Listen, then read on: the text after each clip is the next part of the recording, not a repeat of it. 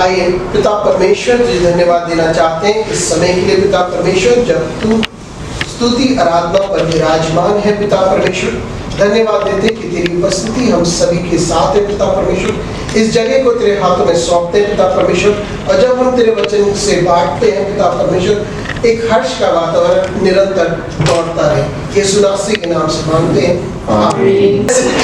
Hallelujah. प्रभु के भवन में जब बैठते हैं, यानी कि हर जगह जहाँ परमेश्वर का वचन बढ़ता है वह परमेश्वर का भवन ही होता है, क्योंकि जो कलीसिया है वो कभी कोई निर्माण वाली जगह नहीं होती। वो आत्माओं का जब एक संगठन परमेश्वर यीशु मसीह के चरणों में आता है तो वही एक कलीसिया है। और यहाँ पे इब्रानी 4 और उसका 12 में लिखा है, क्योंकि परमेश्वर वचन जीवित और प्रबल और हर एक दुधारी तलवार से भी बहुत चोखा है, और जीव और आत्मा को और गांठ को और गूदे को अलग करके बार पार छेदता है और मन की भावनाओं और विचारों को जांचता है। आमीन। तो सबसे पहले बात, जब हम परमेश्वर के वचन को बांटते हैं तो सबसे पहली बात हमें समझ लेना चाहिए कि परमेश्वर का वचन इतना शक्तिशाली है कि सारी जो संसार की बड़े ढकोसले हैं उनको वो तोड़ देता है। क्योंकि अब अधिकांश क्या होता है कि हम लोगों ने एक बना रखा है कि नहीं, जो एक रिलीजन है ना, धर्म है, तो वो इस प्रकार से होगा, कलीसिया इस प्रकार से होगी, ये चीजें इस प्रकार से होंगे, और हर चीज के लिए हमने एक ढकोसला बना रखा है। और उसी के ऊपर यीशु मसीह उन्होंने सब कुछ माफ किया। यीशु मसीह ने ऐसा कोई पाप नहीं था जो माफ नहीं किया, लेकिन एक चीज के लिए परमेश्वर नाराज, यीशु मसीह निरंतर नाराज हुआ। उसने कहा खमीरी मुझे पसंद नहीं, यानी खमीरी का मतलब पाखंड। और उसने हमेशा बात करी फरीसियों सदूसियों के खमीर के बारे में। उन्होंने कहा कि ये जो खमीर है ना, इससे तुम दूर रहो। अगर इस खमीर से हम दूर रहेंगे, यानी कि जो भी बनावटी चीजें हैं ना, जो खमीर हम जानते हैं कि किसी चीज में आप डाल देते तो वो फूल जाता है, बड़ा दिखता है लेकिन असली के अंदर जो नॉर्मल चीज है वो तो वही की वही है, लेकिन उसका आकार बदल जाता है। और यीशु मसीह ये कहते हैं कि ये लोग अपने आकार को, भारी स्वरूप को ऐसा बदल देते हैं कि लोग यानी कि भारी चीजों को देखते हैं यार। लेकिन परमेश्वर का वचन कहता है कि मैं गूदे को, हड्डी को अलग करता हूँ। Praise the Lord. दूसरी बात है, मैं देखता हूँ पहले राजा, उसके बारे में लिखा है, जो मैं इसको पढ़ाऊंगा नहीं, लेकिन शाऊल राजा के बारे में है। जो शाऊल ना, जब उसने वह गया, उसने परमेश्वर के सामने हलीम हुआ, उसने बहुत सारे है ना सैक्रिफाइसेस किए। तो जब पर सपने में परमेश्वर उसके पास आया, उसने कहा कि मुझे बुद्धि चाहिए। परमेश्वर ने कहा कि तेरे पास बुद्धि है। तो उसने उससे कहा मैं तेरे वचन के अनुसार, यानी कि जैसे तूने मांगा है, तुझे बुद्धि दूंगा ताकि कोई इसकी बराबरी ना कर सके। Praise the Lord. और आज हम जब वचन के बारे में आते हैं और जब हम बात करते हैं परमेश्वर के समीप आने के लिए, तो दो चीज़ों के ऊपर मैं विशेष ध्यान देना चाहता हूँ। सबसे पहले परमेश्वर का वचन, दूसरा हम बात करते हैं बुद्धि के बारे में, क्योंकि परमेश्वर स्वयं हमसे कहता है कि जितने बुद्धि और ज्ञान को हम हासिल कर सकते हैं, हालेलुया, ज्ञान तो हम संसार से हासिल करते हैं, बुद्धि जब हम परमेश्वर के साथ रहते हैं तब परमेश्वर हमें बुद्धि देता है। और मत्ती नामक सुसमाचार उसका 14 अध्याय और उसके 12वें वाक्य में ये समय वो था कि जब 12वां वाक्य वो समय था जब प्रेज द लॉर्ड, हालेलुया, परमेश्वर ने 5000 की भीड़ को खिला दिया था, है ना। भीड़ तृप्त हुई तो नेचुरली लोग खुश हो गए। उसने कहा यहाँ से हट जाओ उसने अपने चेलों से कहा तुम यहाँ से हट जाओ।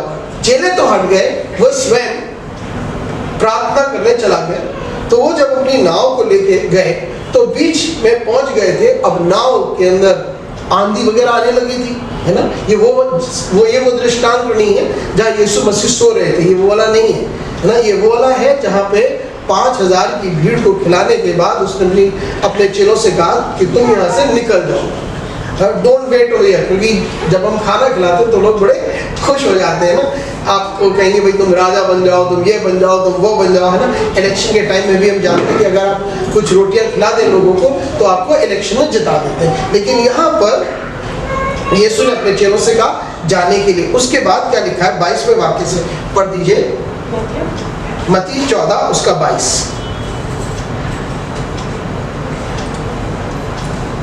और उसने तुरंत अपने चेलों को बरबस नाव पर चढ़ाया कि वे उससे पहले पार चले जाएं, जब तक कि वह लोगों को विदा करे। आमीन। तो उसने लोगों को विदा किया। उसने कहा आप लोग जल्दी से चले जाओ, है ना, चुपचाप से आप लोग निकल जाओ उस पार। 23वें वाक्य में वह लोगों को विदा करके पहाड़ प्रार्थना करने को अलग पहाड़ पर चढ़ गया और सांझ को वहां अकेला था। आमीन। उसके अलावा उस समय नाव झील के बीच लहरों से डगमगा रही थी क्योंकि हवा सामने की थी। हाँ। और वह रात के चौथे पहर झील पर चलते हुए उनके पास आया। Praise the Lord. ये बहुत जरूरी है। और जब ये नाव उनकी बीच पे चली गई थी, नाव पे हमेशा वो डगमगा रही थी। ये डगमगाना जो है वो हमारी जिंदगी का एक अहम हिस्सा है। जब हम यीशु मसीह से दूर हो जाते हैं तो वो डगमगाने लगता है, हमारी जिंदगी डगमगाने लगती है। और वहीं संदेह आता है, डर आता है, घबराहट आती है, आगे क्या होगा, वो सारी चीज़ें हमारी ज़िंदगी के अंदर आती हैं। आज भी बच्चे का बर्थडे मनाते हैं। बच्चे का बर्थडे जब हम मनाते हैं तो सीधी सी बात है, सभी सोचते हैं कि इसका एडमिशन कहाँ होगा, क्या पढ़ेगी, क्या बनेगी, कैसे और सारे प्रश्न हमारी ज़िंदगी के अंदर आते रहते हैं। और यही डगमगाने की बातें आती हैं, क्योंकि बहुत से लोग ये कहते हैं अगर परमेश्वर है ना। बड़ा अच्छा लगता है मुझे जब लोग इतने बड़े घमंड से कहते हैं ना, अगर परमेश्वर है तो गरीबी क्यों है, अगर परमेश्वर है तो ये क्यों है। अगर जेवनार आपके सामने है और आप खाना नहीं जानते हैं तो परमेश्वर की गलती नहीं है। हालेलुया। दूसरी चीज, परमेश्वर ने हर मनुष्य को एक अधिकार दे रखा है कि वो अपना चुनाव करे। हालेलुया। और ये शुरू से लेके अंत तक यही बात लोगों के समझ में नहीं आती, है ना, कि चुनाव आप करेंगे, दूसरा नहीं कर सकता। डैफ्नी अपना चुनाव करेगी, बेनी अपना चुनाव करेगा, रेनू अपना चुनाव करेगी, मैं अपना चुनाव करूंगा। ऐसा नहीं होगा कि मैं रेनू के लिए चुनाव करूंगा तो भारी रूप से तो अंदर आकर के प्रार्थना कर सकती, इसका मन बाहर हो सकता है। हालेलुया। क्योंकि तो चुनाव हमको अपने आप ही करना होगा। और यहाँ परमेश्वर का वचन यह कहता है कि ये नींव जो है, ये जो नाव थी वो डगमगा रही थी और यीशु चौथे पहर पे गया। हालेलुया। ही गिव देम टाइम। कभी कभी परमेश्वर हमें देता है ताकत, क्योंकि उसने हमें सारी ताकत दे रखी है। कार्य करने की प्रणाली, कार्य करने की ताकत, कार्य करने के लिए सारी क्षमता हमारे अंदर ऑलरेडी मौजूद है ना। जिंदगी कोई इतनी कठिन नहीं है हमारे लिए, उसने दे रखा है, लेकिन प्रॉब्लम ये है कि अगर हम उसके तरीके से नहीं चले, हाँ उसके तरीके से नहीं चले तो कहीं हम डगमगाने लगते हैं। तो चौथे पैर में आकर के कहता है कि अब मैं चलो, उसे सब पता था, उसे सब पता था। ऐसा नहीं कि उसे नहीं पता था कि अब इनको कैसे कि रुके रहो। He is a wonderful God. और ये माता पिताओं के लिए बड़ा इम्पोर्टेंट है कि बच्चों को अपना निर्णय लेने दिया करें, जितने ही छोटे हो जितना बड़े हैं, धीरे धीरे निर्णय लेने दें। हाँ कि लेट देम एक्सपीरियंस। कभी कभी कठिनाइयों का सामना करना पड़ता है, कोई बात नहीं है ना। डैफनी जो हमारी बहुत ज़्यादा एक क्या कहते हैं ब्रेव गर्ल थी, है ना, डर लगता ही नहीं था। इतनी छोटी सी लड़की, हम परेशान हो गए दोनों। कहीं भी छोड़ो चल देगी, कभी छोड़ो चल देगी, मॉल में छोड़ो चल देगी, अब परेशान हो गया, है ना। तो हम कहाँ पे थे, ये मसूरी में। तो बहुत बड़ी दुकान थी, अपने आप घूम रही थी।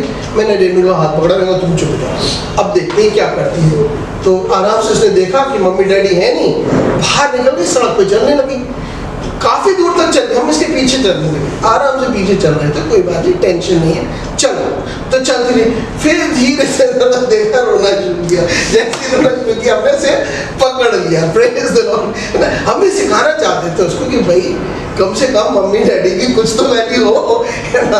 बड़ी छोटी सी थी वो उस वक्त ना, मैं सोचता 1 या 1.5 साल की थी, 1.5 इतनी सी छोटी। तो कभी कभी यीशु मसीह ने भी अपने चेलों को छोड़ा, इसलिए कभी देखते हैं। अब यीशु चलने लगे,